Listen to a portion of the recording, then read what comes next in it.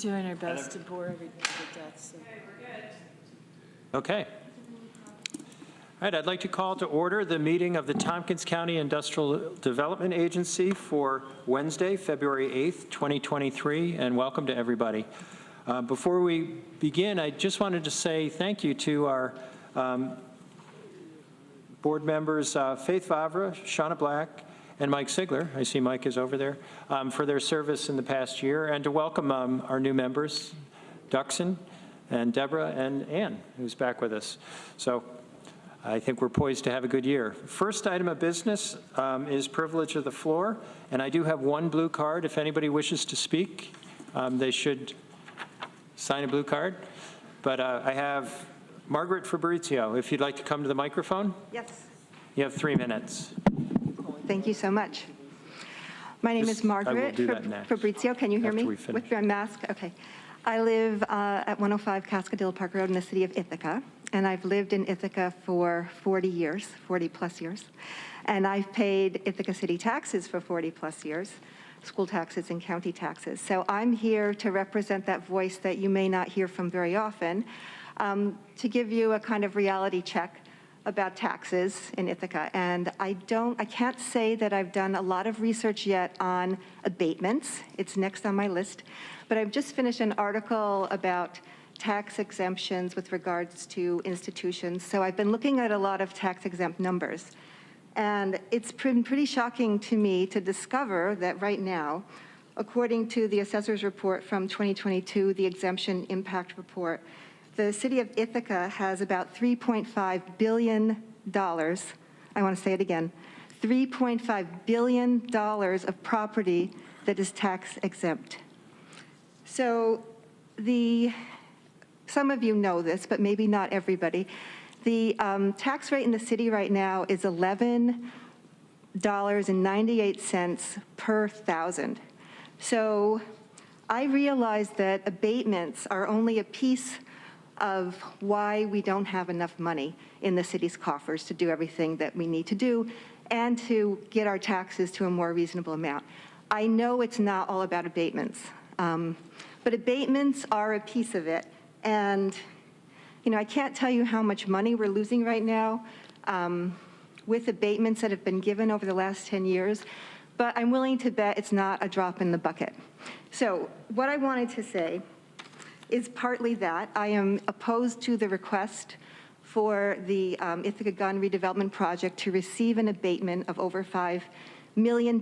We need money in the city. We are drowning in taxes, and we cannot afford to do this.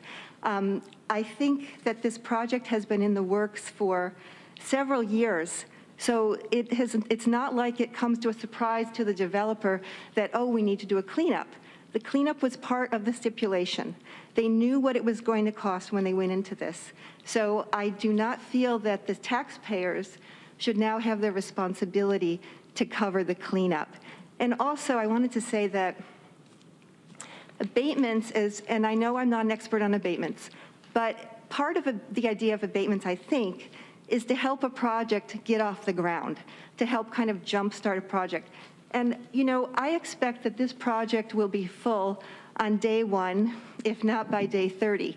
So I don't think that this needs an abatement. And as far as this, you know, the profit margins for the developers, I'm expecting that this project will be at market rate, which, you know, in the city, sadly, is about $3,000 to $4,000 a month for rent. And I know that there are some restrictions with regard to students and that kind of thing from old contracts, but, you know, I guess I'll just throw out one more thing, and then you're probably going to cut me off. One of the other issues I'm really concerned about for the county is middle-income housing that's affordable for people who are in middle income, who aren't going to be eligible for all of the income-eligible housing that we've built over all these years. And I think we've done an extraordinary job with that, but there's a whole other piece that's missing, and that's the middle piece of the market. And this project is not really going to help that piece of the project, because $4,000 a year, frankly, I mean, that's what you would pay living in a big city, right? So people who are looking to downsize, you know, that's a market that I think we really do need to pay attention to. This project is not going to help with that. So I'm opposed for all of those reasons, and I do think that it's a bit disingenuous now for the developer to come to you and say, this is adding $3 million to my project, and I need help. They knew this from the very beginning. Right. Thanks so much. Thank you. Okay, is there anybody else who wishes to address the, we have Mike Sigler. So first I want to say it's great seeing you all. You know, I looked back as to when I actually started serving on the IDA, and it's been a pleasure. It was a pleasure serving on it. 2006, like on and off. I was like, wow, that's a long time. So I thank you. And some great votes there, some not some great ones, but it all works out kind of in the mash. I did want to talk, I was kind of looking forward to the fund balance discussion that you're going to have this year about what to do with that fund balance. And there are a lot of options, obviously. I mean, we used some of it on attracting a new development that is going to bring, right now, just about 90 jobs, but could eventually bring 200 jobs.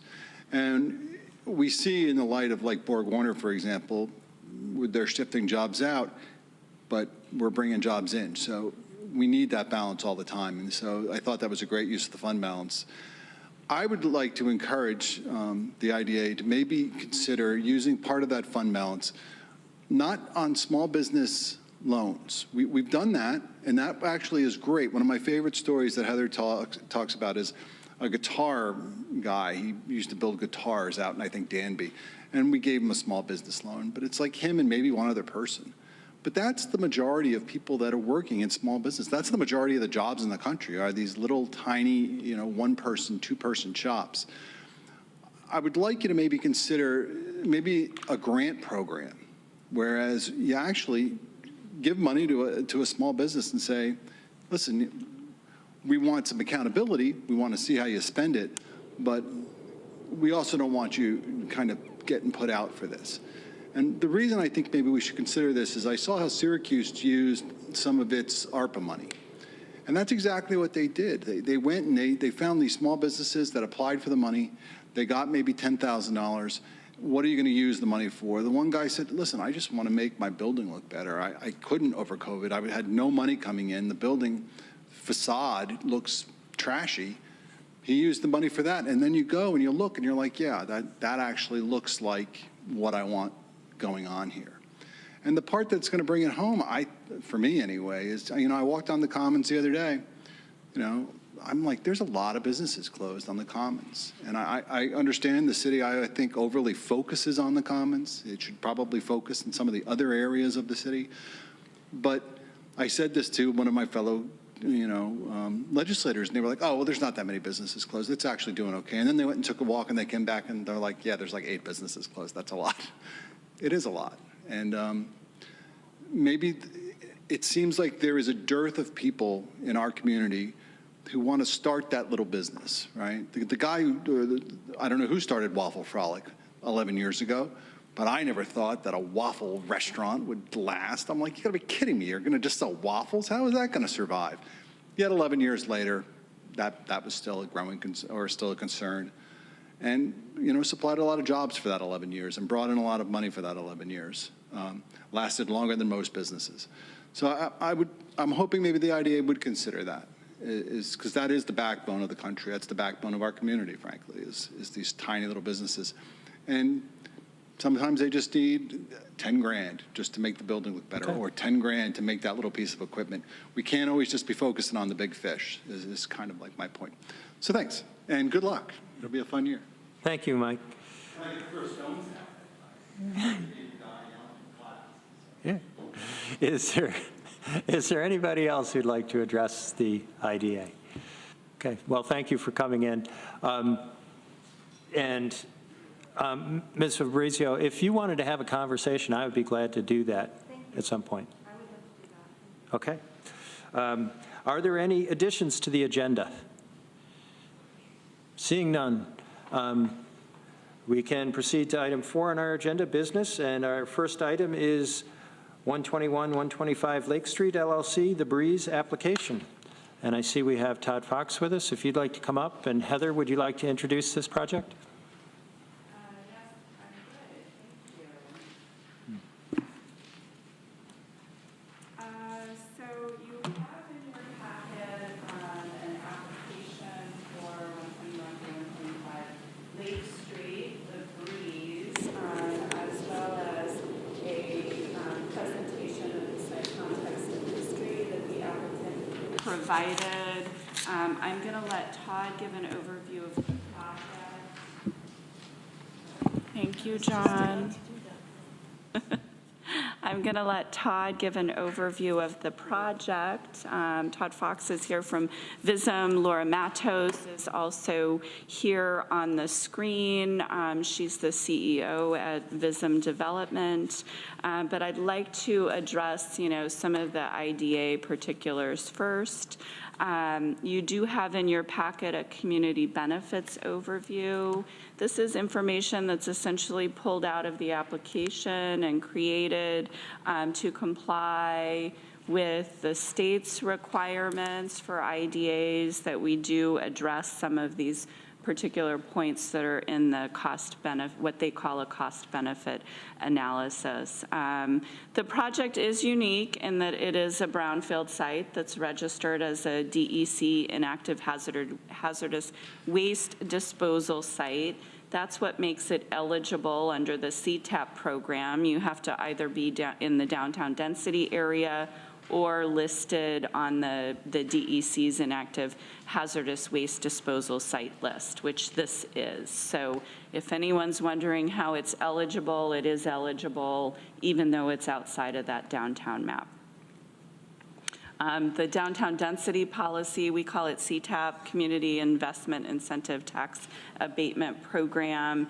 The purpose of that program really is to promote vitality, density in the urban core, and a more vibrant downtown and neighboring areas, including providing housing opportunities. So the project does comply with the IDA's workforce housing policy for all market rate residential housing projects. You do need to either provide 20% of the units on site as affordable units or pay into the Tompkins County Community Housing Development Fund. So this project is proposing to pay $385,000. That's $5,000 per unit into that fund. Some of the benefits of this project, while there are no direct private sector jobs as a community development project, there are other benefits to the project. There will be an estimated 100 temporary construction jobs. The multiplier for that would be $4.1 million in direct payroll paid over the term of that construction project, and over $10.5 million in direct and indirect spending as a result of those construction workers working in our community. You will see the proposed value of the exemption, some of the other benefits, private sector investment of over $38 million. The project has received all of its approvals, site plan approval and environmental review from the city of Ithaca, so it is, pretty much teed up, ready to go. The projected new property taxes of over $3.5 million over the term of the incentive, which is a 10-year requested incentive. Applicants can request an enhanced incentive, which is 10 years if they're able to show financial need. The financial need aspect that the IDA requires is that they do provide all of their construction budgets, their operating pro formas for 10 years, and you need to show proof that your return on it, your cash-on-cash return on investment in each of the first 10 years is under 10%. So I have reviewed, I have asked questions, I have gone back and forth on those documents, and the applicant does, by all means, meet the financial need. This is a project that, will be revitalizing an area that, has been for lack of a better word, a little bit derelict in the city for a long time. And it's sort of a key parcel that provides great views to the falls down below. The developer has worked with the city to provide access to a public park and viewing space for the falls. It is an all-electric building, so there are some energy efficiency enhancements to the project. I've also included on the community benefit memo, there is a schedule of the proposed tax incentive that would be provided. I'd like to just address that briefly since we have some new members. What we do here is we look at— You're referring to page 4. Yes, thank you. What we do here is we look at the current value of the property, which is about $2.3 million. We do estimate what the current taxes would be with a 2% escalator each year. So, you know, existing, they're paying about $80,000 in property taxes and will continue to pay that. What the incentive does is it phases in the new taxes associated with that $20 million increase in value. So you'll see a column that shows for each year of that incentive as it declines, there are more new taxes paid after year one. And then, you know, the abatement schedule on the other side is their tax savings. Those are the property taxes that are foregone while they are paying, you know, phasing in those new property taxes over time. So if there's no project done on this site, you'll see about $80,000 a year in property taxes. At the bottom of the project cost-benefit schedule there, I've just also shown the proposed sales tax incentive. The IDA standard policy does allow for an abatement of the local and the state and the local share of sales tax during construction, all construction materials, furniture, fixtures, equipment, if it were a manufacturer. And the IDA does also provide the abatement of the state share of the mortgage recording tax. The local share is actually paid. We're the only IDA in New York State that requires the local share to be paid. You'll see an estimate of the fees based on our fee policy that also do include the housing fee payment, which, as a reminder, with the update to our policy about a year ago, that fee is due at closing. If they choose to pay it over the first 3 years of operation, there's sort of a 20% convenience fee attached to that fee as well. So you do also have the application in there. What we would be looking for today, after Todd gives an overview of the project, would be an acceptance of the application and then moving it on to a public hearing. And of course, after any questions that might arise. So I'm going to turn it over to Todd. Welcome. If it's okay, I'm going to turn it over to Laura because she's It is going to okay. speak much more intelligently. I will share my screen. Good afternoon, everyone. Oh, I believe I need the host to allow me to share my screen, actually. All right, we'll get that for you. And Thank Todd, you. when you speak, if you could use that microphone. Yeah. Thanks. You should be good, Laura. Okay, can you see my screen now? Yes. Perfect. So we're here today, as Heather made a very good introduction about the project, to show you the Breeze Apartments. First, talking a bit about Vism, we are a local company. We've been investing in different areas of the city over the past years. We have 10 projects right now under development, and with a very broad mix of different types of projects. We are doing the Breeze as multi-generational market rate apartment. We have the Citizen in downtown Ithaca that will be workforce housing development. We have the Hive that we introduced to this board a few months ago, as well as another market rate apartment on the Cherry District. So we've been very well invested in this community, and that will even be different right now with the Breeze. Just a quick site context. The site is very unique. As you know, it's the former Ithaca gun factory. We are surrounded by very important public amenities in areas of the city. We're close to the Ithaca Falls, the Ithaca City Public School, downtown Ithaca, Cornell. So it's a site that deserves a lot of attention in its current state and also what is happening there in the future. As a quick project overview, we're bringing new life for this historic site. The project itself has 77 residential units.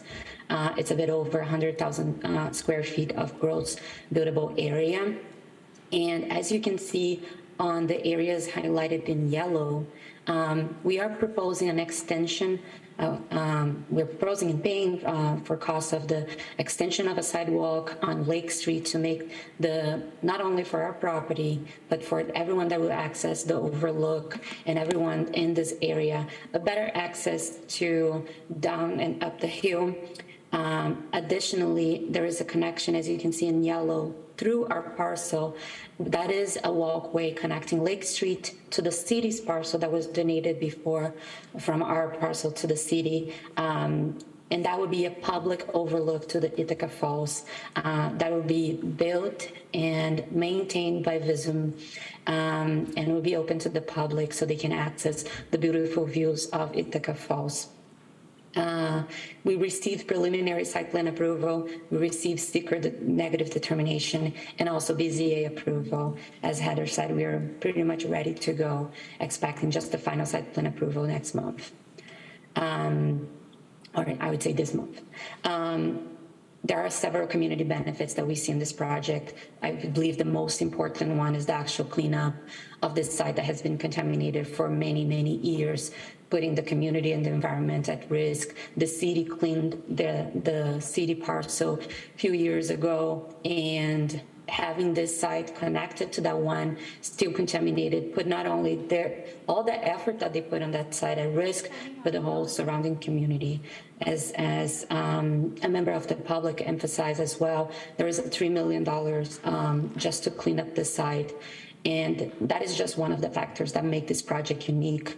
Visum is the third developer to attempt to develop on that project, on that parcel. And even the former owner abandoned the site plan that was already approved to develop the site, just to show how challenging it is to do a project like that. And put on top of that, all the increased construction costs that we're facing in our market right now, post-pandemic. So that is just like really tough and unique condition for that project. As I said, there are other community benefits, the sidewalk, the public walkway connecting Lake Street to the Ithaca site, the Ithaca parcel. We are paying over $3.5 million in property taxes over the next 10 years, and we are investing in the Community Housing Development Fund for future affordable housing projects in town. As Heather mentioned, we are estimating 100 construction jobs at peak times. That is not even including the jobs that would be generated for the cleanup, so it would be even more. We are also doing permanent indirect jobs through our sister company, Livermore Ithaca. It's a property management company that would be managing this project. I will not go in very much detail on the site history, but as I mentioned, we are the third developer trying to develop this site. We acquired the property in 2021, and I believe since 2002, the site has been not in an industrial use. And then in terms of the brownfield, the site is already approved by DEC. We are ready to go with the cleanup. As I mentioned, the city already cleaned their parcel on the left. In terms of overall cost, Heather already mentioned, so I will not be repetitive, but the project itself cost $3.38 million in construction and in overall development costs. And we would be seeking a 10-year IDA abatement for the project. So if you have any other questions or any questions, me and Todd are here to address those. Thank you. Thank you, and I think there will be questions, so this, I'm sure, yeah. This is great. I see John already has his hand up. Why don't you go ahead? Thank you. Yeah, and I want to just say, first off, that I think this is a really great project. And I think that this is an excellent example of a project that does fit our policy around, using CTAP to incentivize housing development. And, apropos the comments or the public comment that we heard, as also someone who pays taxes in the city, I certainly share your concern about the city's revenue. And I think it's important to recognize that, were it not for this project, over the next decade, the city would see a total of $877,000 in property taxes, whereas we'll actually see a grand total of $4.4 million total, and that's to all the taxing agencies. So I'm planning on supporting this project. I do have a couple of questions. Can you tell me the easement to the Falls Overlook, is that like a documented, recorded, permanent public easement that cannot be closed in the future? Yeah, that was negotiated with the city of Ithaca, an extensive negotiation, which is kind of like what dragged out the project over an extra 6 months, just kind of going back and forth. It also includes like a maintenance agreement. So whoever the owner of the property is, we're actually responsible for the full maintenance and care of, maintaining that bridge, as well as the overlook. So yeah, that's, a permanent easement. Excellent, Yeah. excellent, thank you. And with regards to the Community Housing Development Fund, are you planning to pay that at closing, or is that going to be deferred? I think at closing, Laura, can you? Yeah, I believe so. Excellent, cool, thank you very much. Hey, Jeff? Yeah, Todd, Laura, I think it's a great project. Couple of questions. The overlook, so in terms of the city enhancements and stuff, what do you think that cost is to you in terms of the walkway and then the overlook in terms of what it's going to cost you? In terms of like direct costs? Yeah, just an estimate. 300. I mean, a big chunk of that has to do with, we're building a bridge that's going across. There's like I think the old raceway. So Laura, do you remember how long the bridge is? I don't know how long, but I remember we got a quote that was approximately 200,000. And there's also just the bridge. And there's also, because there is a lot of bedrock there, the attachments of the fences around the overlook, the things are a bit more particular to that side. I would call more challenging, making that whole construction of the overlook a bit more expensive than would be in a regular park, for instance. So I believe the total cost that Todd is mentioning of 300,000, it's accurate. And then in terms of how long do you think the cleanup will last before you can then start construction on the building? Laura, did they say 2 to 3 months? 60 days. Okay. Anything else, Jeff? Nope. Anybody else? Deborah? Yeah, I think this is a great project. I first saw that site back in '69 when I came to college here. It hasn't changed much in a lot of ways. But I'm curious to know, I recall seeing an article in the paper about the city trying to decide what to do with that chimney. Yeah. Have they made up their minds? Is that staying? Is it going? I think the intention is to keep it, and then there's going to be like an extensive, engineering investigation on what that entails. It's actually a separate tax parcel from this one. We own the tax parcel. The city has the right to acquire the parcel from us, I think, for $1 if they want to. So it's kind of like mutually exclusive from this, and we're trying to figure it out if they want to, what they want to do. So I think they want to keep it because it is kind of. It'll be in front of your building if it stays. Yeah. Okay, thank you. Hey, I'll take a turn if anybody else wants to go first. Okay. I'm trying to remember, when did the Ithaca Gun Company stop operations? Do you know what year that was? I think it was a long time ago. I mean, I remember being in high school, and there might have been some high schoolers that I knew that snuck in there when they shouldn't have. Yeah. So I know it was abandoned, when I was 15. But Okay. but I'm thinking early it was pretty run 90s. down at that time. time. So I I'm think it's been thinking a long early time. 90s. This is a long time that this has been unused property. So I think that's exciting. I've also had some extensive conversations with Walter Hang about the cleanup that had proceeded before. It was 1978. Okay. There were some operations there, I thought, when I started practice here in Ithaca, but I guess. Prior to 1978? No, it wasn't, but I How think. old are you, Rick? Yeah. Well, I was going to say that Trying to figure a out little. when Todd was 15. A little historical tidbit is that raceway and the tunnel above it was built by Ezra Cornell. I wasn't there, but it's an old thing, and it's a pretty neat that we're going to be doing something to preserve access to that area. I guess my question is, with the cleanup, it seems like there have been so many attempts. Are you confident that the cleanup you're going to do starting in 60 days is going to get it done, and you're going to get New York State approval? I mean, yeah, so a big part of the timing piece is just like the planning, the investigation, the planning, the bidding process, and then kind of once you've hashed all that out, the cleanup doesn't take nearly as long. I mean, obviously, part of that process is when they go in, they clean up what they originally anticipated. If they will test, and if they find, additional things, then, it prolongs the process.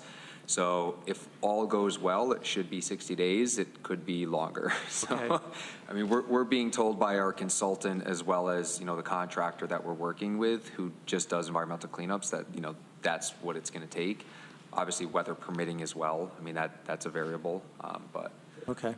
we're Okay. lucky 60 days, yeah. Yeah, okay. Well, good luck to you. I did see, and I'm very cognizant of the fact that we do not do land use, but I see that you show several viewshed studies here.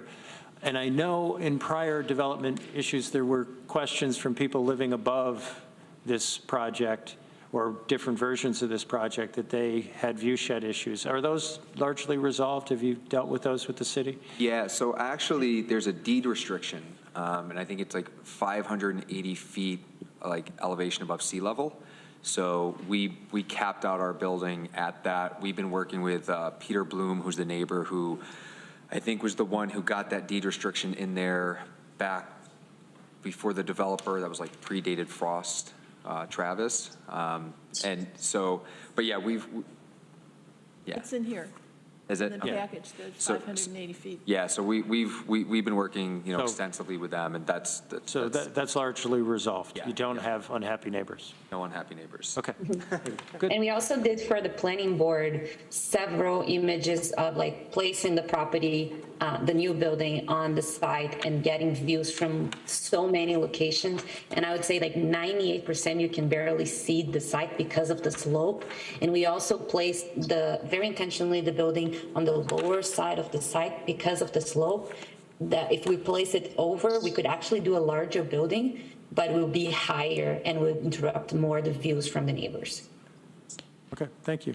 And then I just had one more. In one of your slides, you showed exterior parking, and there's 2 levels on the existing parking lot below where this building will be. Do you have control of one of those, the upper level? Or is that, I want to say the Finkelstein development across the street, but it's not owned by Oh, so the existing big parking lot that's there? Yeah, that belongs to the building across that street, that entire parcel. So the lower one and the one above it, that's? Correct, uphill. yeah. Okay. So all of your parking will be under the building? So we have surface level parking to the east of the building, like on the uphill side, and then we have parking underneath the building. Okay. Okay, thank you. Ann? That answers one of my questions, because I couldn't see all the parking, 77 units. And so glad to see about hookups for EV charging. Do you have a number? And it's a 2-part question. And then will that be able to build out as people drive more and more electric cars? Laura, do you know how many charging stations we have? I believe we have 2 charging stations that would serve 4 cars. And we already discussed, like, yes, we can add more as that becomes more used by the community. Would you consider more? I mean, because just people have now, a lot of people have the plug-in hybrids, never mind the full electric cars. I mean, we have. Yeah, I think we can definitely study having more for sure. Right, thank you. Deborah? Yeah, I just wanted to go back to your question about the environmental remediation. Is it true that what you're remediating is lead? Is that all? Laura, do you know? I have that information. I don't know exactly what are the chemicals, but I believe it's all lead. One thing I know for sure is that we're trying to take out the whole soil and go to bedrock. They will vacuum the rock, so it's very safe. They also already tested several locations of the site to confirm that with certain types of chemicals, there will be no actual contaminated site leaving on the trucks to the waste facility. So they will be all considered treated soil, which minimize the impact on the community. Which I think it's the big concern. And then there are like the whole plan with DEC includes like how we are supposed to cover the trucks when, like, protect the trucks when they are leaving. So if there's any like thing like residues on the floor on the street, they are supposed to clean it immediately. They have several machines testing the wind so it's not blowing to neighbors. It's a very well thought process to make sure that there's no risk for the community and even for the workers that will be doing that service. Yeah, the reason I asked is just because I can remember from the dim past when I worked for the FDIC and we had receiverships that had contaminated properties. I mean, if you have lead and bedrock underneath, you're not likely to run into pluming, which would be the problem that would extend the time and expense of your remediation. So, yeah, just wanted to clarify that point. Okay. I could be wrong, but... My dim recollection is that they did have some solvents that they were using for their milling machines, but I believe they've addressed those. And I think to your point, a lot of times when you get into sites that have a lot of groundwater, that's when you're running into like more issues. And I think because of the fact that it's bedrock, and we've done like, boring samples and everything, Right. we kind of know how much soil is actually there to remove. And like Laura said, they're basically removing all the soil, cleaning the bedrock that's existing, and then kind of once you've done that, you've essentially removed, the contaminants. So. Okay. Any more questions? Are we ready to? Doc.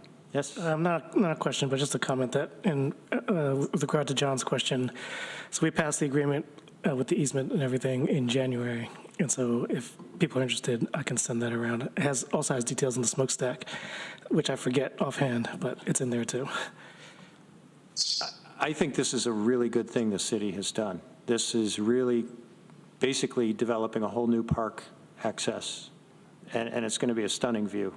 It's a really good thing, in my opinion. Are we ready to send this to, Todd? I just want to say, I agree. I think it's going to be a nice project. It'd be nice to see that place, something done there.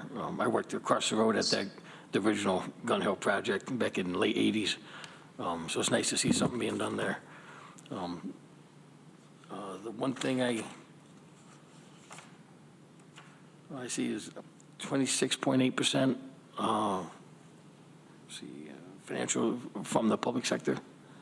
See that, but I also I'd like to comment on your an application about saying yes to using local labor. I think that's fantastic. Thank you. Heather. Yeah, if I could just clarify, about 13% of the public sources comes from the IDA. We usually see anywhere from 10 to 15%, 18% on a project. There are new prevailing wage laws that have gone into effect in New York State, where if more than 30% of your 30% of your project costs are funded through public sources, all public sources together, the project would be required to pay prevailing wage or enter into a project labor agreement. However, the other public funding sources, some brownfield tax credits, and brownfield tax credits are exempt under one of the exempt things under the new prevailing wage legislation. just to clarify some of that for you. All right, thank you. Okay. John? I'll go ahead and move to accept the application and pass this to a public hearing. Thank you. Do I get a second? Duck seconds. All right, any further discussion on the motion? I'll call the roll. Duck? Aye. Deborah? Yes. Jeff? Yes. John? Yes. Ann? Yes. Todd? Yes. And the chair votes yes. So that's unanimous. So that'll get scheduled. We'll see what the public has to say. So thank you for coming in. Thank you, everyone. Thank you so much. Next up on our items of business is an economic impact presentation regarding Southworks, and I believe we have some guests with us today. If you'd like to come up. We do. So I'm going to introduce Nana Lynch from Xylem Projects and Vicki Browse, who works for Shift Capital, local as their project manager. And I will let the two of you introduce your friends on screen. I'm going to run your slideshow for you. And just as a reminder, you know, this is a really large multi-year project. I keep saying it's the biggest redevelopment project we'll ever see in our lifetimes in the city of Ithaca. The project development team was here back in December to give a little bit of an overview of their project, and they're back here.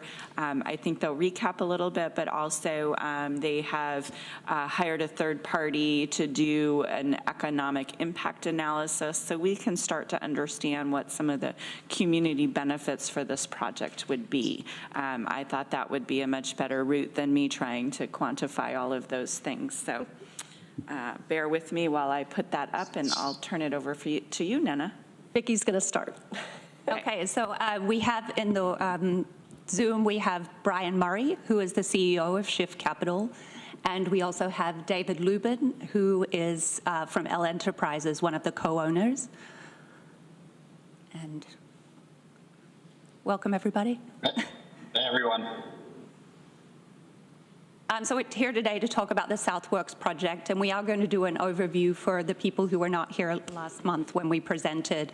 So the Southworks is the former Emerson Power Transmission site located at 620 South Aurora Street, 810 Danby Road. We cross both city and town of Ithaca lines. Next slide, please. So we've assembled a team. Shift Capital is the lead on this project, who I now work for, with L Enterprises, U.S. Sealing Corps, and Xylem Projects, of which Nana is the lead. Our team from Shift includes Brian, Greg DeFabio, and myself. We've hired our pre-construction team of Borough Happold as our sustainability, CJS, Fagan, KPF, our architects and engineers, and then we have a large environmental team on the project as well. Next slide, please. So it's a 95-acre site. It has 32 developable acres. We're planning on using adaptive reuse for the existing 821,000 square feet of buildings that were former manufacturing and were built between 1904 and the 1970s.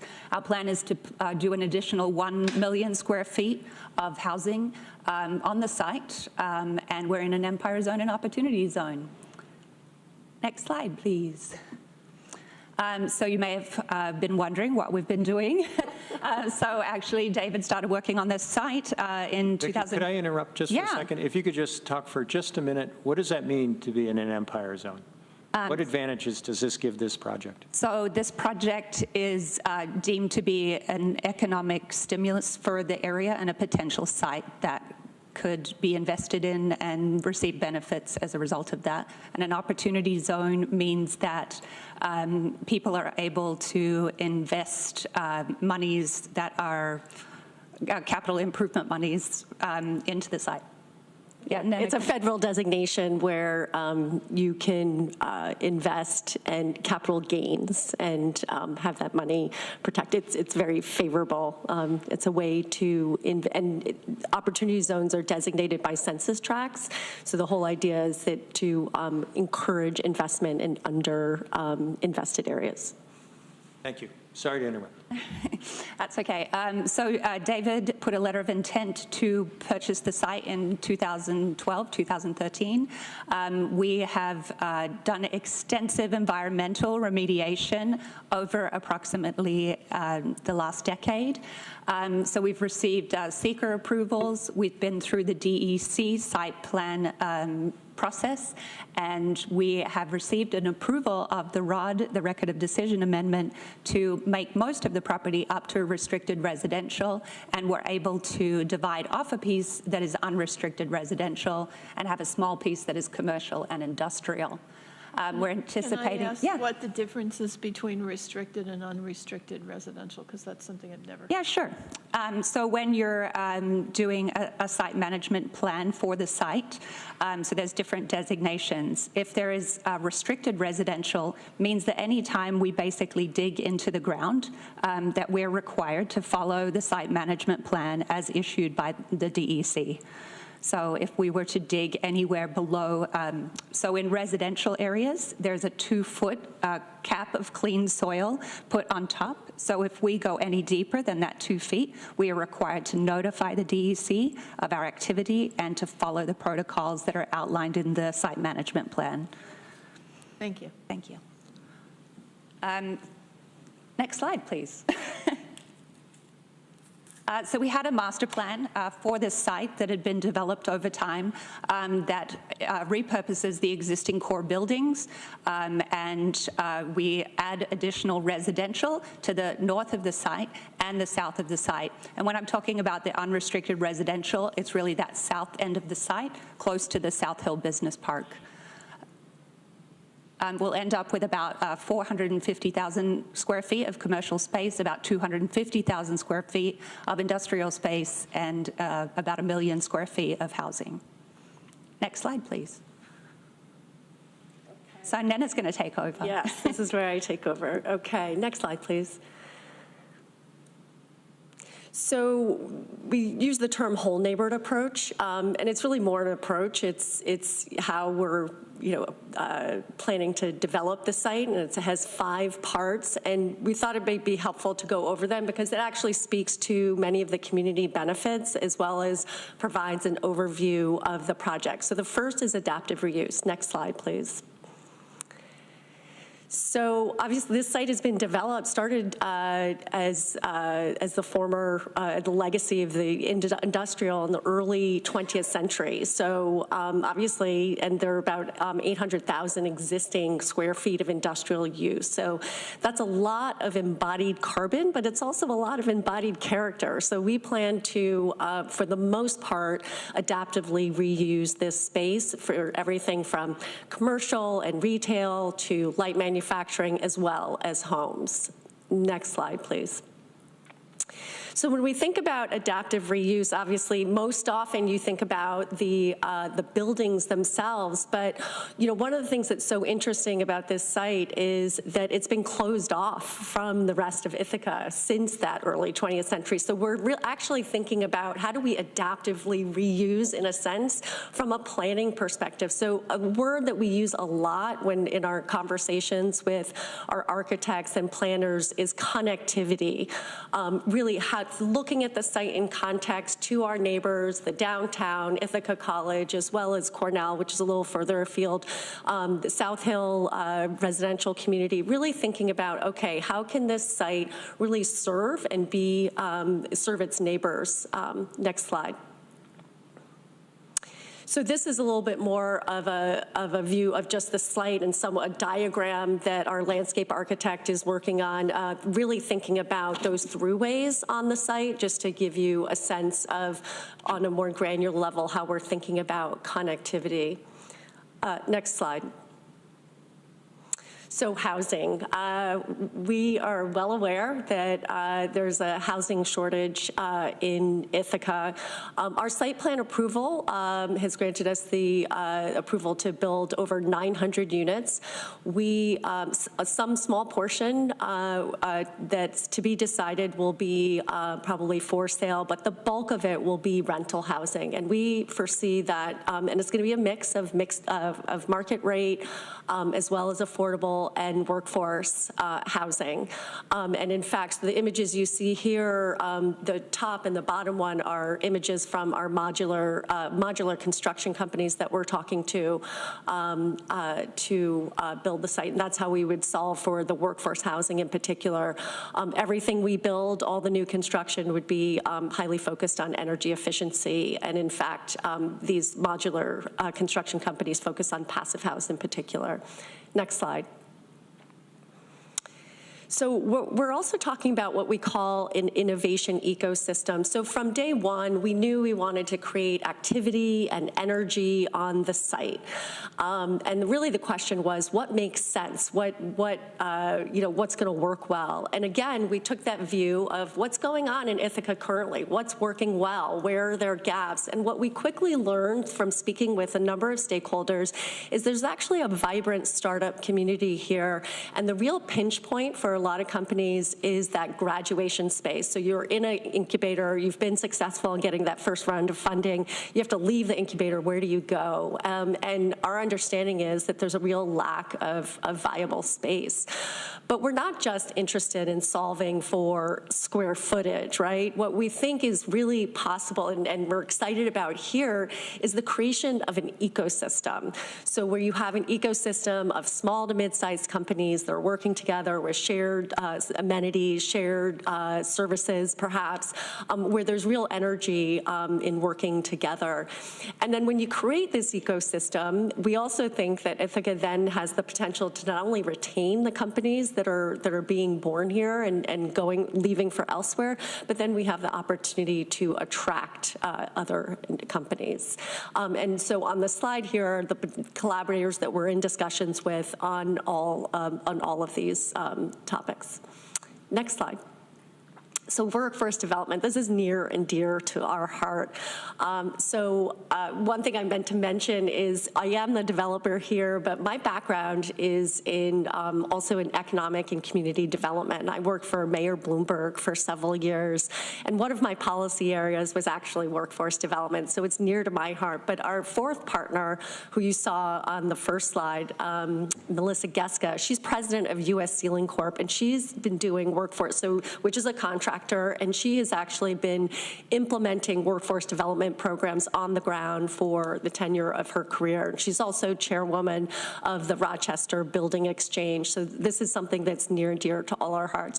We always knew that we wanted to do something in workforce development, and this is going to be a key focus, but we didn't realize it was going to be a key focus on the site. Again, after talking to stakeholders, what we've learned is that there are opportunities to create a construction workforce development pipeline. So we're in conversations and actually putting together grant applications to work with BOCES, Livingston Associates, as well as a number of different contractors to create a real pipeline of talent and connect that talent with jobs. Next slide. Yes. Are you also working with our say TC3 or our Workforce Development Board here at the county? Yes, we are. Yeah, we're starting to form a coalition of entities that are working on this issue in the community, including area nonprofits. So whether it's OAR, a lot of different agencies, reuse, just trying to think about career pathways. Great. I mean, of course, Shar, with your background, you know how to do all this, but just wanted to check. Thank you. No, thank you. Okay, so the final slide on the overview, project overview, is sustainability. So we always knew we wanted to do something ambitious, and we knew we were going to focus on the obvious energy as well as water and waste. But when we took a look at it, we really thought, we need to think about a couple other dimensions, including community, local economy, as well as accessibility and walkability. So this is just a slide that we're working, as Vicki commented, we're with Burrow Happold, which is a world-renowned sustainability consultant. So next slide. And local agency, Tatum Engineering as well. Right. And so this is, I'm not going to walk through all this, but just gives you an indication of how we're starting with this big funnel of our vision, and what we're working down to is our strategy and the next and KPIs. So this is a work in progress, but just wanted to give you an indication on how, I guess, thoroughly and thoughtfully we're thinking about all of these dimensions, and happy to go into more detail either later or at another time. So next slide. Okay, so really the thrust of why we're here today. Next slide. Go ahead, next slide.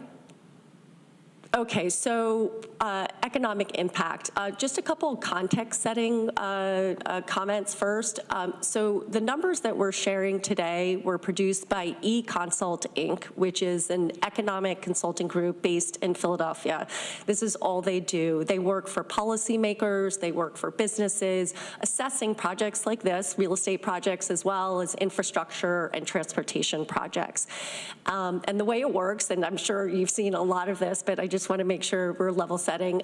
We give the inputs. We say, you know, this is our estimated budget currently, and this is what we plan to build. This is the square footage, and these are the types of uses. With those inputs, they then do analysis. So I'll focus on the county level. And then there are three categories of outputs. So there's what are called direct impacts. So that's when we hire a contractor, let's say for a $10 million contract to do drywall, for example. That's considered a direct cost. We are paying somebody $10 million to do something. Well, there are also indirect costs. And so that contractor, let's say it's a drywall contractor, will then go and purchase materials, maybe nails, hammers, drywall, et cetera. A portion of that will be spent in the county or in the local economy. So that's considered an indirect impact that's captured. There are also what are known as induced impacts. So the workers on those jobs, they're going to go out to restaurants to eat lunch or in the evening with their family, go to the movies. Those are what are called induced impacts. So what you see here, the $500 million is with this $375 million investment countywide. When you add the direct and induced impacts, you're actually talking about a $500 million collective impact.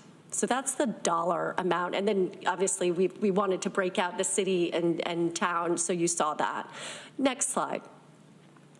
So from a construction standpoint, the job creation, again, at the county level, you're talking over 4,500 or close to 4,700 full-time equivalent jobs.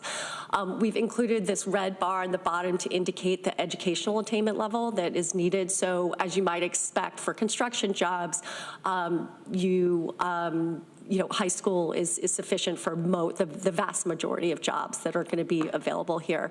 However, one thing that's interesting to note that's not here, which is when you count for the indirect and induced jobs, that you impact way more than the construction sector. So the vast majority of jobs during construction will be from the construction sector, as you might imagine. But when you think about the ripple effects of indirect and induced, you're starting to impact retail, professional services, food and beverage, right? There are many other sectors that are impacted. Yes? May I ask, are these job numbers just during the construction period? Or yes. Okay. Yes. And so next slide actually gets into ongoing operations. Thanks. Yes. Okay. So, so once this project is fully built out, Vicki went over the overview of the types of uses and the square footage, and we also looked at the site plan. You can imagine when that site is fully built out, what we expect on an ongoing basis is in the county an economic impact of over $720 million.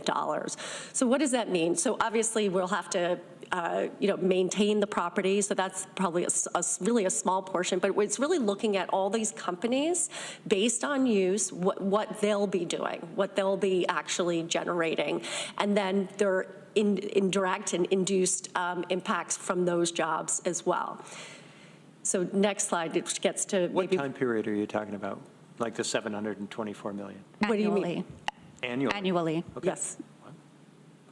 So here we get to the jobs that are created. So again, just focusing on the county level, over 2,300 jobs in the county. And so you could imagine, so everything from a property management associate to potentially a PhD that's working on a high-tech startup are going to be included here. So here you see a little bit more of a shift in the educational level, but still over 50% are attainable with a high school degree or some college. And next slide.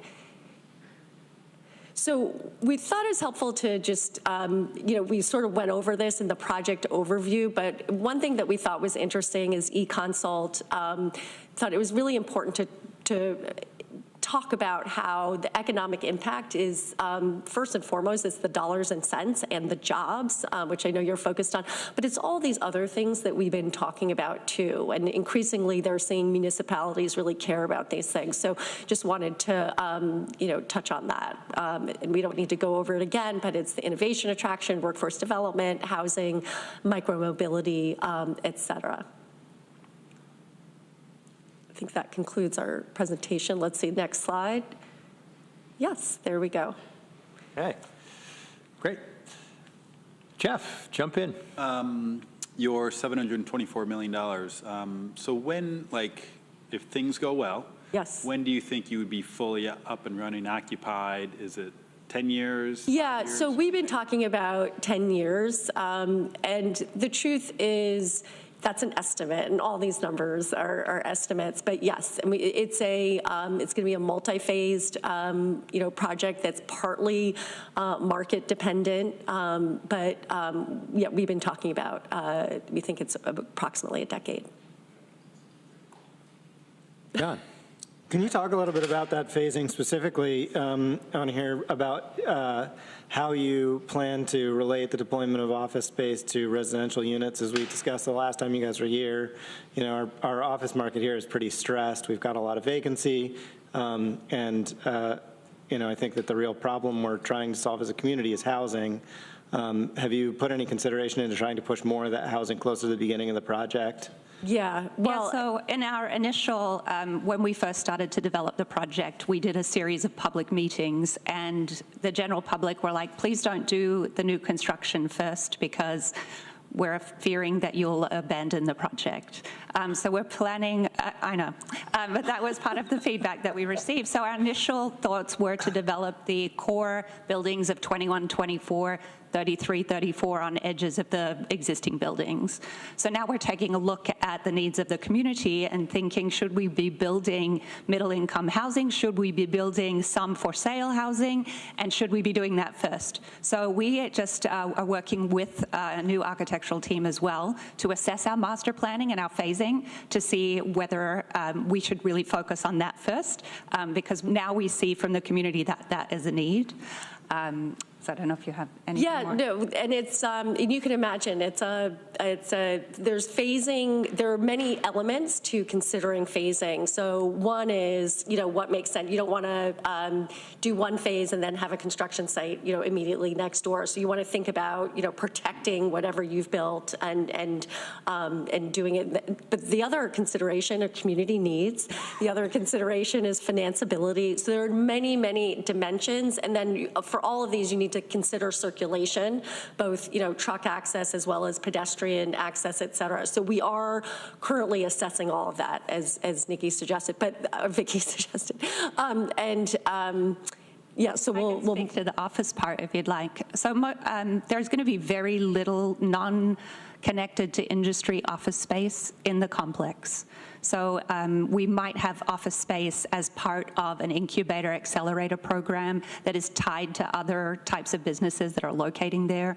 But there's very little actual office space where we'll be trying to attract people just looking for locating that way.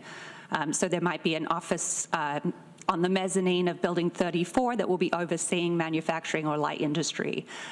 So it's a little bit different to a traditional office space model.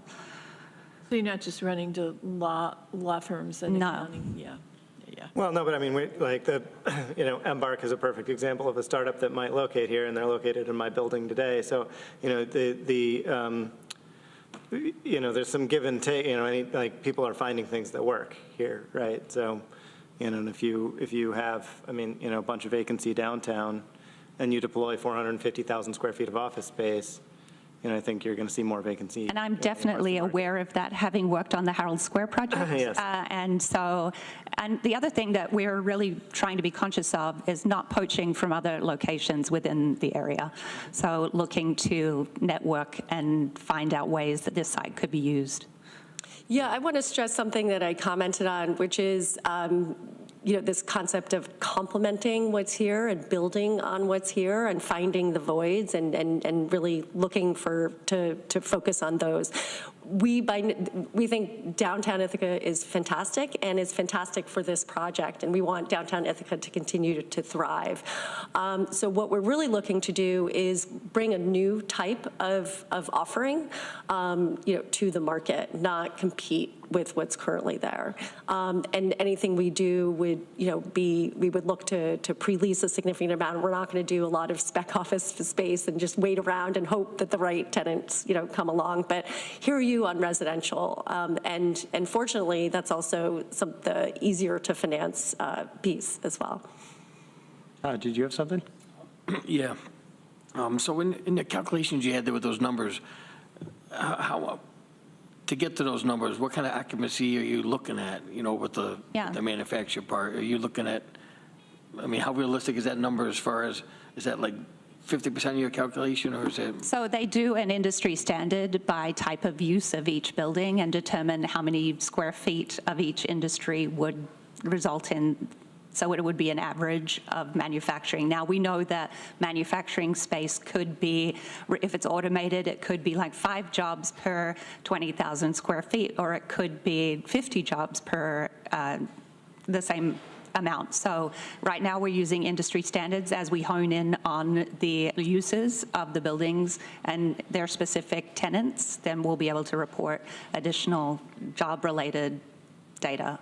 But I can research and get you those current calculations, what they use for that, for the input. Thank you. Okay, Ann. Thank you. This, as Heather said, this is a really exciting project, maybe more than once in a generation. I don't know.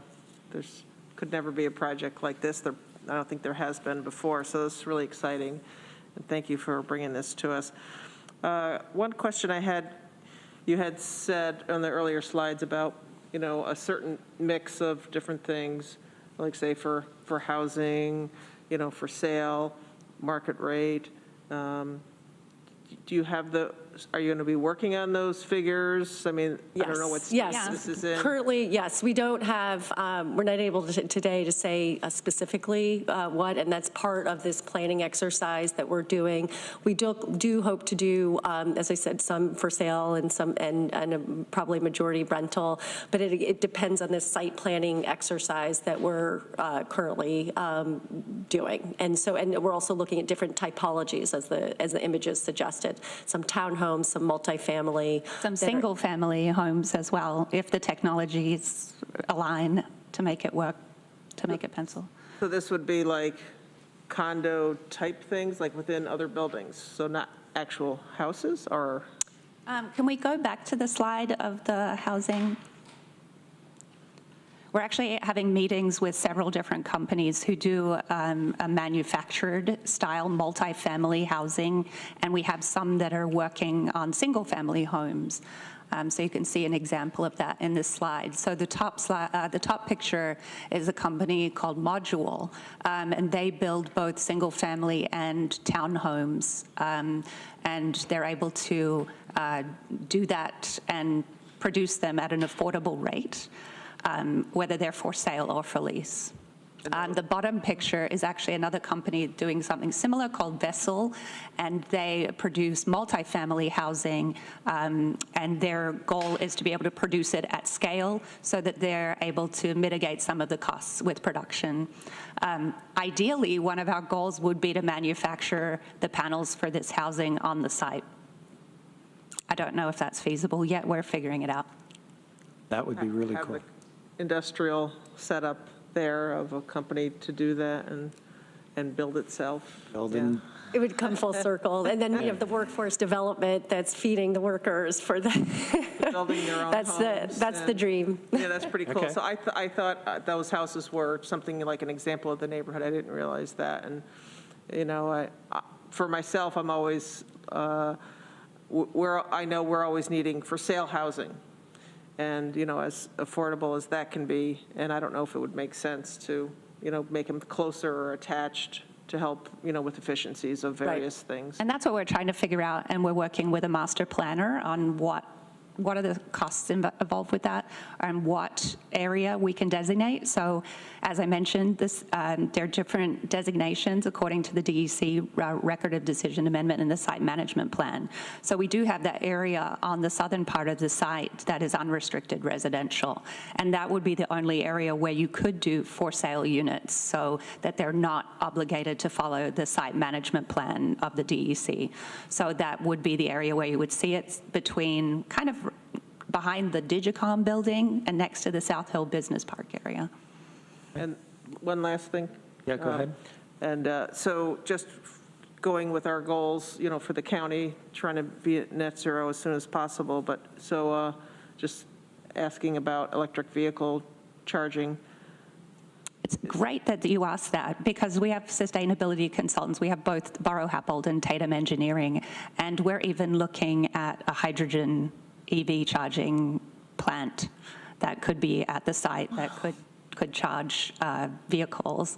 There's some advantages to that, because you can take energy and store it and be able to use it at peak times at a lower cost. So we're really exploring a lot of technologies with sustainability, from sewer heat capture to even hydro, I don't even know what we call this, where you pump water through a system, and it's like hydroelectric power, but it comes through your own water system. Well, more to come there. We have to wrap up this discussion, but hopefully this is like the appetizer at a great meal, because there's more to come here. I did have a question, but you, John? Yeah, Deborah, did you have something? Yeah, would it be incorrect to think that this is kind of like getting on a plane and knowing where you want to end up, but in terms of your phasing, you're building it while it's in the air? No, I wouldn't quite characterize it that way, because that sounds sort of dangerous. Just sort of. Yeah. No, but it just sounds like and you it have so also, many pieces to juggle. It's an enormous site, and I think we have a lot that we're still revisiting, and we have ambitious goals. I'm excited that I'm working with mission-driven companies that care about what we're doing in the community here in Ithaca. I live here and want to see it be successful. But yes, we're working on phasing, and of course that'll depend on tenants, financing, all of the things. Nana, have you got something to add as well? Yeah, so I would say in the next couple of months, we'll have a good sense of phase one, and an idea of the subsequent phases. But as I said, it's going to be subject to a little bit of change, because it'll be based on market conditions, financing, et cetera. But we'll have a better sense, Well, I didn't mean to suggest you were being risky. It just seemed like there were so many pieces to juggle. It is complex. Well, it is complex, yes. Okay, John. As we continue to think about this project, I'm really glad you're coming here this early in the process rather than like just showing up with an application. I think it's appropriate to the complexity of the project and the complexity of the likely abatement or pilot, et cetera, that we're going to do. It will be really important for us as a committee to understand what the this project comes with a lot of opportunity that's sort of baked into it by virtue of the scale of the site and its acquisition costs, the opportunity zone, the existing site infrastructure and built environment, et cetera. And understanding how that relates to the necessary incentives to get it done will be critically important as we consider what's probably going to be the most complicated pilot this organization will ever do.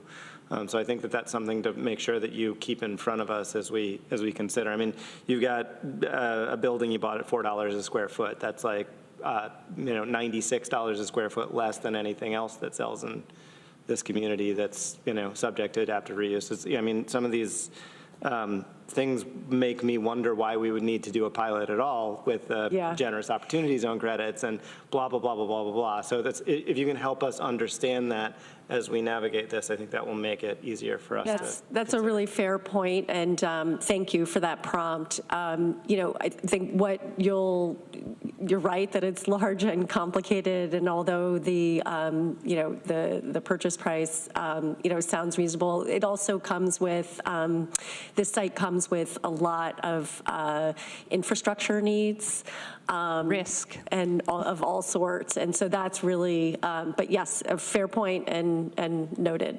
And one thing to also note is that tens of millions of dollars have gone into this project's remediation to get it through to the record of decision amendment. But spent by Emerson Power Transmission, Borg Warner, Spent by both entities.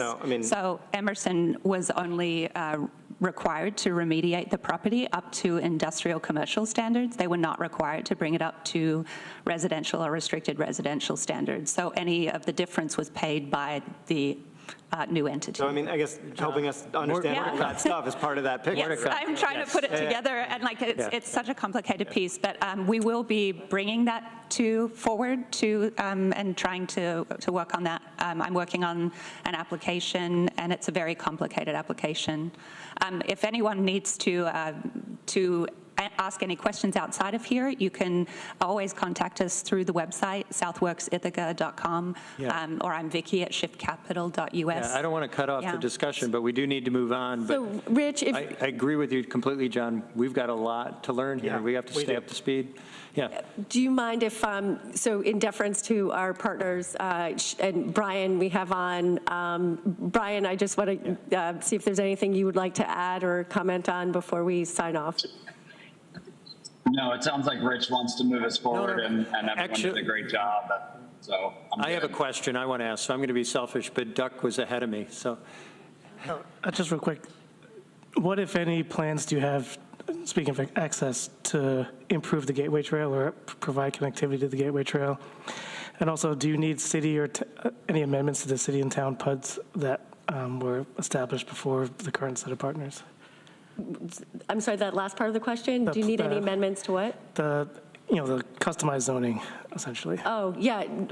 Currently, we're not anticipating any changes, but, we'll let you know. Yes, the Gateway Trail is one of the elements that we're so excited about and relates to this concept of connectivity. It's just a major connector to the outdoors, a great amenity for Ithaca and Ithacans, and as well as the site. So we're really super excited by that. And in fact, it was called out on the diagram that we showed. So yes, that's. And it is tied, like we just submitted a Restore New York grant for lead and asbestos abatement of building 24, because there is extensive lead and asbestos throughout the buildings. And we tied the first 850 feet of the trail to that grant. So we're going to have to do it in segments, but I was hiking it just on Friday when we had a water main break. Well, Duck, you stole my question, because I don't think the community understands how great that connection would be to have a pathway from Aurora Street all the way to Buttermilk Falls. And, one street crossing on Stone Quarry, and you're there. I would love to see that open as soon as possible. It'll connect Brooktondale to Trumansburg when it's done. This is actually the last missing connector to ride a bicycle while only crossing a street, not actually on a street, from Brooktondale to Trumansburg. It's profound what it will do. Yeah. So I'll take it from Trumansburg. I mean, it is great what's finally happening with our trail system, and this is an important piece of it. Love to see that go. And we're also looking at amenities around that trail, whether it's a micro-mobility hub at one of the streets. I don't want to take up more of your time. Happy to answer any questions. We can talk about it in another meeting. Please and come I back. know that we do have an IDA tour coming up on the site, so happy to, I work up at the site now, so we can answer a lot more questions then when we get into the buildings as well. Okay. One quick question, Todd. When we talked about the induced impacts, do you have any kind of mechanisms built in there to try to entice people to use more of the local vendors as far as some of this material you're talking about? Mechanisms to induce using more local vendors. Yeah, like incentives for them. If you have some ideas, we're all ears. I'll tell you the way the analysis works is, NAICS codes that the IRS uses, national, some of the industrial standards. So each business, so what the economic consultants do is they look at what is potentially, available in the local area, and then what will spill out from outside of the area. So that's how they do the analysis. But yeah, we're interested in supporting local businesses and are open to hearing your ideas on how to do that. Thank you. And we'll also be in touch about the workforce development project as well. Thank you. Good. Okay. All right. Thank you. Was that a hand up, John? It was apropos the next piece of our agenda. Okay, let's move on. Thank you so much for coming in. We'll see you soon. Thank you. All right. Next item on our items of business is appointment of administrative director. And I believe, John. I'd like to, in the interest of efficiency, move to appoint Heather McDaniel as our administrative director and also move the slate of officer appointments that we've. There's a couple amendments, so let's take care of Heather and then we will go to this. Could I get a second? Deborah seconds. Any discussion? Are we ready to vote? I'll call the roll. Duxon? Yes. Deborah? Yes. Jeff? Yes. John? Yes. Ann? Yes. Todd? Yes. And the chair votes yes. So thank you, Heather, and look forward to working with you this year. Now we have the slate of officers. Why don't we put it on the floor, and then I'm going to make an amendment or propose an amendment. So moved. So moved by John. Deborah seconds. I realized that we wanted to put Todd on finance and audit, and he has agreed to serve there. So I would, if that's friendly to the mover and seconder, I would add Todd Brewer to the finance. This is a fourth member, so no one's replaced. Right. Yeah. Right. Yeah, that's friendly. Okay. Any discussion, comments, questions on the slate of officers and committee assignments? Are we ready to vote? I'll call the roll. Duxon? Yes. Deborah? Yes. Jeff? Yes. John? Yes. Ann? Yes. Todd? Yes. And the chair votes yes. So, great. Okay, we are up to chair's report. I do not have anything specific other than, Heather, you're going to talk about potential tours or tours that are. Yes. All right, I'll leave that to you for staff reports. So why don't we go there? Okay, so you do have the fourth quarter 22 financial report. These are unaudited. These are just our estimates based on the income that we've received and what's been set aside. So you have that in there for your review. We have set up, and I'm so sorry, there are 2 days in a row. It wasn't my intention to do that. A tour of Southworks on February 16th and then a tour of Library Place on February 17th. Anyone who's coming to the Library Place tour, it's my birthday, so bring me a cupcake. I'm kidding. It is my birthday. Anyway, let's see. We are working on getting some meetings with the city, at least to begin with, the city staff, to talk about Southworks, as well as the town of Ithaca staff. We want to make sure that they're up to date on the project and what's going on with the IDA. The lines of communication are open, and we'll be talking to the city about and the town about further support from them and what that might look like, not financially, but verbally, or written support for some proposed incentives or assistance from the IDA, since it is, completely outside of our CTAP district. The Finance and Audit Committee met with the auditors, that's INSERO. The IDA and the Development Corporation are audited together as a component unit of the county's audit. So the county chooses the auditor. That audit will be completed and probably brought to the IDA in March. We do need to submit that into the state's Public Accountability Reporting Information System, otherwise known as PARIS, by the end of the month, at the end of March. So that process will be completed. There is another meeting set up. I'll make sure that Ina gets a meeting invite sent over to new members of that committee, which would be Todd. I'm going to, after this meeting, send out a poll to get the housing committee together. We do review that housing policy annually, just to make sure it's up to date. There isn't anything we want to add to it. for your information, under the existing housing policy that's been in place for 2 years, we did provide a little bit of update to it last year. There have been 7 projects that have been approved by the IDA in incentivizing 1,056 housing units. 23% of those are affordable units, and another $3 million is slated to go to the Community Housing Development Fund over the next several years, if all those projects that have been approved move forward in the manner that was approved. There is some new state legislation. Some of it we're waiting for the governor to sign, but was passed last year by both houses, that affects IDAs.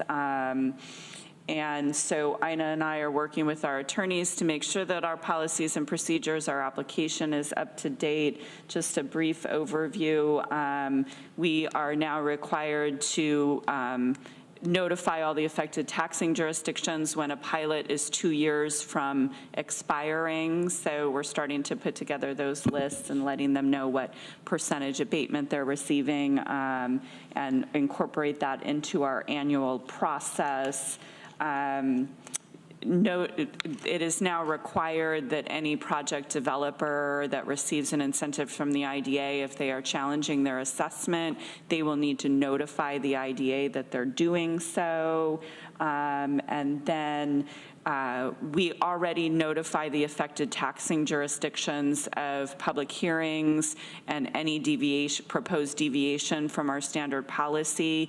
Now we're also required to notify the affected taxing jurisdictions and send them a copy of any inducement resolutions or project resolutions as we approve projects. So there may be some changes to some of our policies and procedures. There may be some changes to our application. The other thing that's happened is that prevailing wage legislation has gone into effect, so we'll need to change some of the language in our application. So that will likely go through the governance committee when we're have a better handle on how we need to update our policies to remain in compliance.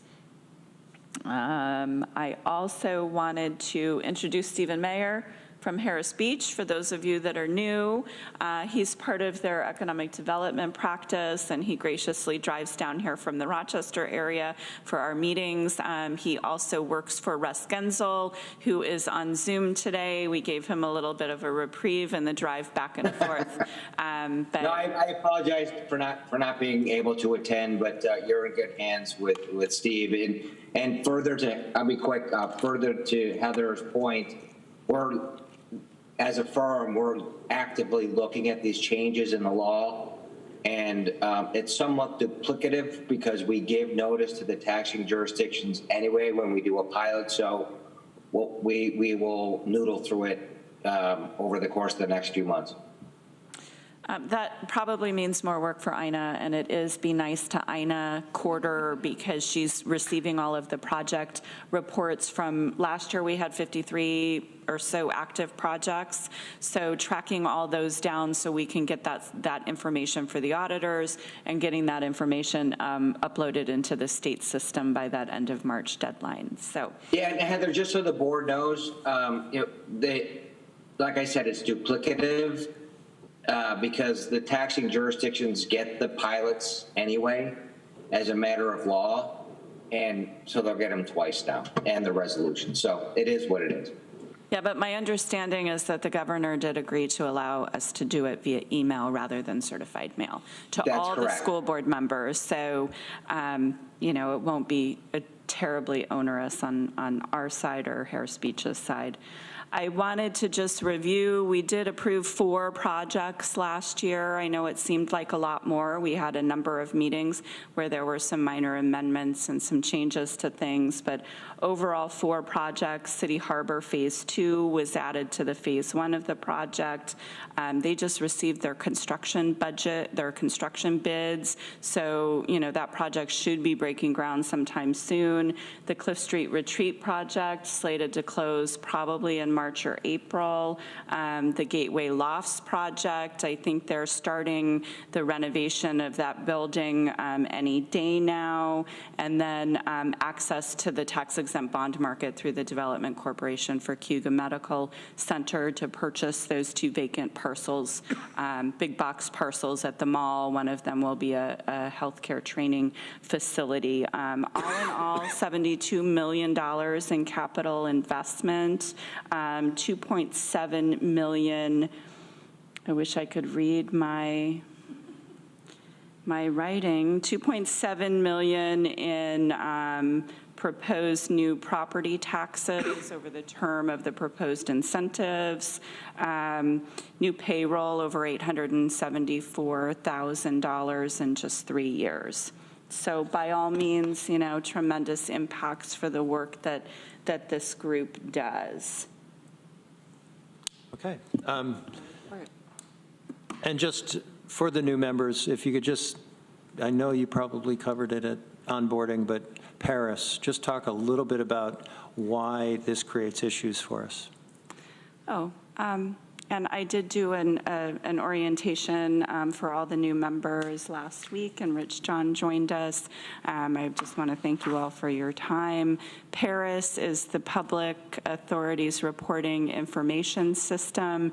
It is a very antiquated state online reporting system that the state uses to gather all the information about the IDAs. So not only all the projects, all the incentives from each year that they're receiving, the audit, our annual board self-evaluation. All of this is required by the state. All the IDAs upload into the system. If you actually wanted to see some of this information, you could go and find it. It's all publicly available. If you Google Paris, New York State IDA audit or public authority, it comes up. One of the things that my state association has really been trying to work with the state on is updating that system, the way that they track jobs and the way that they track investment because of the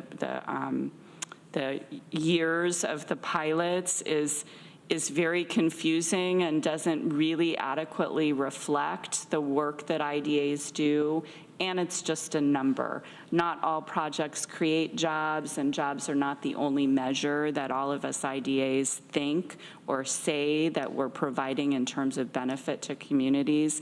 There are other tangible and intangible things that we're doing, supporting energy efficiency, renewable energy, housing and affordable housing units, you know, just to name a few. So every year we sort of at our state association do try and work with the state to see if they're willing to, you know, look at some of these other kinds of benefits.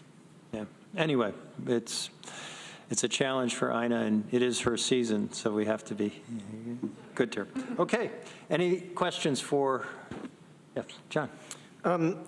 Looking at our Q4 financial report from 2022, can you tell me what the attorney's fees, the $20,000, were for? My understanding is our attorney fees are mostly borne by the projects. We set that aside because about every 3 to 5 years, I think it had been 3 years, we actually do a full review of all of our policies and procedures to make sure that we're in compliance with all the state regulations. So we did set aside some funding to hire, you know, another attorney to do that work, and we do pay for that work directly.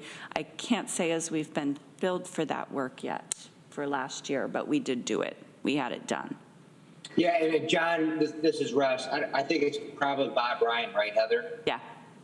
Yeah, it will not be even close to that. Okay, because I mean, right now it's showing... It'll be de minimis, and you know, it will not be $20,000. I can tell you that. Okay, and I guess I'm sort of wondering if we should be, I mean, did something get captured in our 2023 budget? Because we did, I mean, it's like... It shouldn't be in our 2023 budget unless we budgeted for some attorney's fees around that project that we have. But 2022 is now in the past. We didn't spend it. It shouldn't carry over into the 2023 budget. Okay. Okay. All right. Other questions? One other question. There are a couple of projects that I understand have undergone some changes at the city level, specifically the Carpenter Business Park and the Blue Vista project on State Street. Are we going to see those again? We will see those if there's a significant change. I've had some conversations back and forth with Blue Vista, and I was waiting to see what ended up happening with the city. So generally, a major change would be a 10% change in units or square footage. So the short answer is yes, if it's a significant change. Anybody else? Deborah. I just want to be sure I'm reading this right. So on the income side, it says year-to-date 2022, so 2022 is now over. So we're like 26% down from budget on the income side. Not that it matters because we're down a lot on the expense side as well, but I just want to be sure I'm reading this right. Yeah, we do our best. We have to do a draft budget for the Paris system in November that has to be posted by then. But we do our best to estimate when projects are going to close. And, you know, we estimated, I think, last year that a number of these projects were going to close that have not yet closed. And sometimes your magic 8-ball just doesn't. Yeah, you just, you know, you do the best you can. We project our income and, you know, things don't happen. No, that's okay. I just want to be sure I understand. Yeah. Okay, anything else? Let's keep moving. We have minutes from our December 14th special board meeting and our December 14th regular meeting, 2022. Could I get a motion to approve those minutes? Jeff moves, Todd seconds. Any questions or comments on the minutes? Yes. We who were not at these meetings. I believe you are allowed to vote because you can review them. I don't think it's a controversial vote, but if you feel you need to abstain, you can. I'll call the roll. Duxon? Yes. Deborah? Yes. Jeff? Yes. John? Yes. Ann? Yes. Todd? Yes. And the chair votes yes. All right. Any other business to come before the IDA? Seeing none, I'd entertain a motion to adjourn. Todd moves, Ann seconds. All those in favor of adjourning, let's show hands. We're adjourned. And I would like to call to order the meeting of the Tompkins County Development Corporation for Wednesday, February 8th, 2023. Welcome, everybody. We had privilege of the floor. I do not see anybody who wishes to address the Development Corporation, but seeing none. Any additions to the agenda? Seeing none, we can proceed to business. Appointment of Administrative Director. Could I get a motion to put that on the floor? Jeff moves, John seconds. Any discussion? Ready to vote? Well, I'll call the roll. Duxon? Aye. Deborah? Yes. Jeff? Yes. John? Yes. Ann? Yes. Todd? Yes. And the chair votes yes. Just to be clear, you didn't say a name, but Heather McDaniel. Heather McDaniel. Oh, Heather McDaniel? Yeah. Yes. Our mystery guest. Our mystery guest. Congratulations, Heather. And we look forward to working with you another year on the Development Corporation. And we have the same slate of officers for the committees structures other than housing. So we have the same slate for governance and finance and officers. And I would entertain a motion. John moves, Deborah seconds. Questions or comments? Are you ready to vote? I'll call the roll. Duxon? Yes. Deborah? Yes. Jeff? Yes. John? Yes. Ann? Yes. Todd? Yes. And the chair votes yes. Okay. Chair's report. I have nothing to report here. Staff report. You have in your packet on page 2 the fourth quarter financial report. You'll see that we did anticipate $80,000 in fees. That would have been the fees for the closing on the Ithaca College bond refinance, and then Cuba Medical came in for their bond, and so we did close 2 bonds last year and received a little more fees than anticipated. 418%. Yes. A little. Just a teeny weeny bit. We're not like a business where we hope our income goes up incrementally every year. It just sort of, from one year to the next. It is a roller coaster. You don't really know what's going to happen. Yeah. Okay. Any questions or comments on the finance statement? All right. We have minutes from December 14th, 2022. Could I get a motion to put those on the floor? John moves, Jeff seconds. Any questions or comments on the minutes? I'll call the roll. Duxon? Yes. Deborah? Yes. Jeff? Yes. John? Yes. Ann? Yes. Todd? Yes. And the chair votes yes. Okay. Is there any other business to come before the Development Corporation? Seeing none, I would entertain a motion to adjourn. Deborah moves. Jeff seconds. All those in favor, show of hands. We're adjourned. Thank you, everybody. We'll see you next month. And the plan is to, I believe, meet at 1:30. And we will have discussion of fund balance at our next meeting. 1:30? So we start an hour earlier. We will have a special meeting and then commence our regular meeting at 2:30. Okay. Thanks, everybody.